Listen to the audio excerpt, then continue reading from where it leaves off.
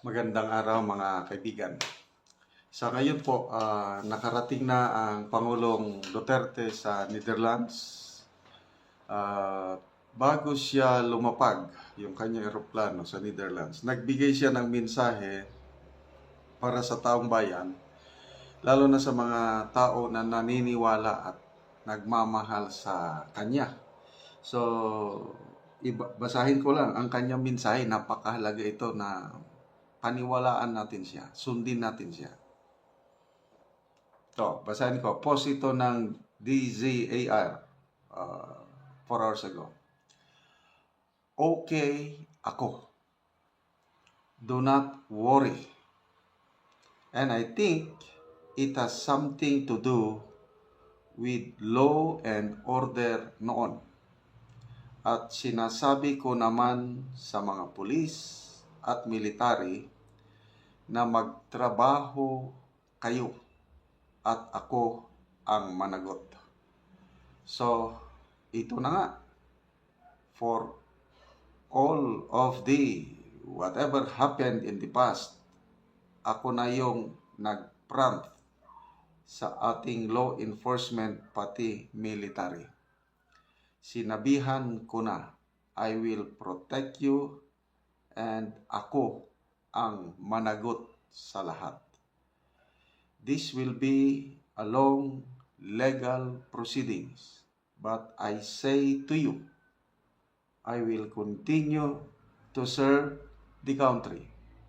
So be it kung ganon ang destiny ko. Salamat. Yan po ang mensahe sa ating Pangulo. Medyo maiyak-iyak ako. Kailang lalo akong napapahanga sa kanya. Talagang makita mo yung kanyang pagmamahal sa bayang Pilipinas. Unang mensahe is, do not worry, okay siya.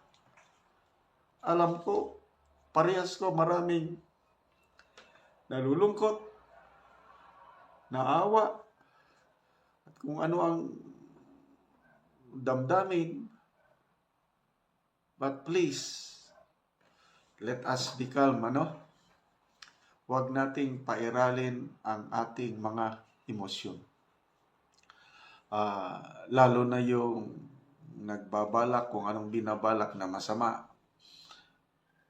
Tandaan niyo yung mensahe rin ni Mayor Baste na huwag gagawa ng masama o yung manawagan ng people power o ano na dyan. Kasi baka patibong lang ito, sabi ni Mayor Baste, na kung magkagulo, mayroon ng rason ang administrasyong ito na i-declare ang martial law at hindi na matutuloy ang eleksyon.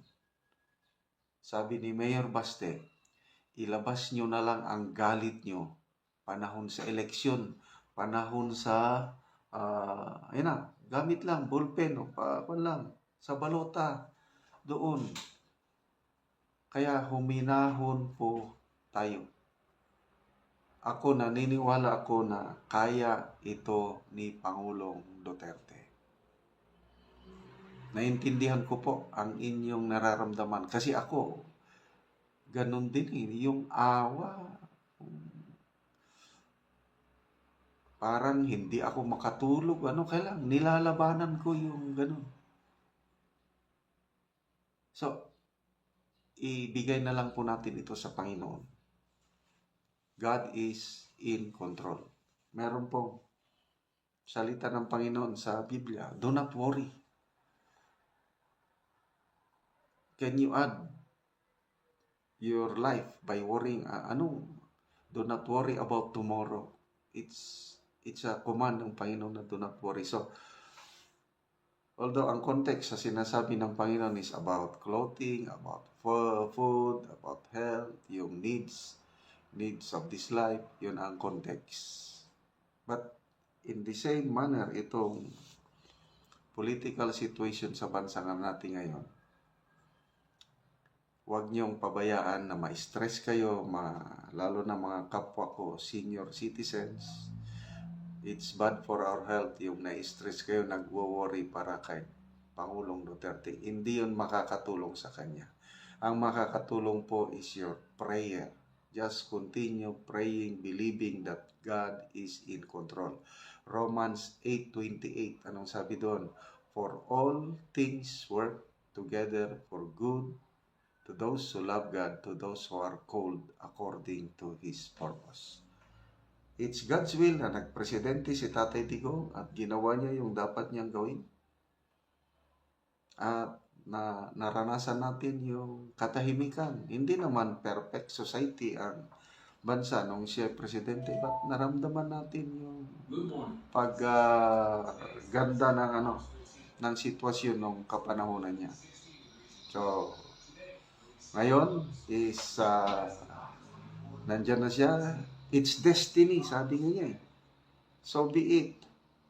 I will continue to serve the country. Yes, kahit senior, kahit private citizen na siya ngayon, he's still facing trial sa isang foreign country.